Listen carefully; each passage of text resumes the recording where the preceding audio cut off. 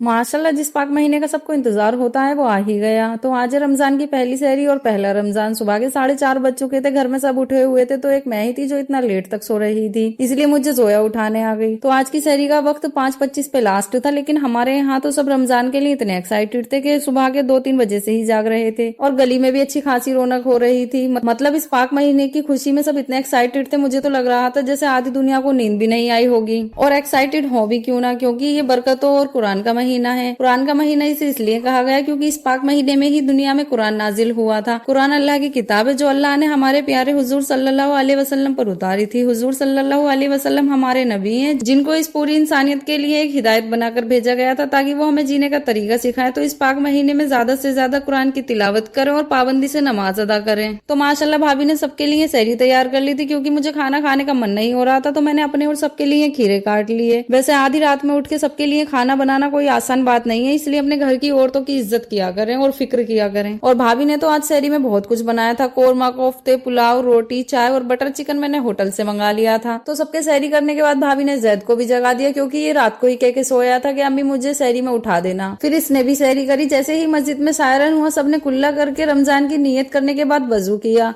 और जैसे ही मस्जिद में अजान लगी तो सबने फजर की नमाज अदा करी। और मैंने तो आज से ही कलाम पाक की तिलावत भी शुरू कर दी, क्योंकि इस पाक महीने में कम से कम एक बार तो कलाम पाक पूरा पढ़ना ही चाहिए। और अल्लाह से आज से ही सबके हक में दुआएं मांगनी शुरू कर दी। वैसे तो पूरी जिंदगी ये दुआओं के लिए, लेकिन कुछ खास और पाक पल होते हैं ना, तो उनमें जरूर दुआ करनी चाहिए। फिर मुझे तो आ रही थी बहुत जोर की नींद, मैं तो चली गई सोने।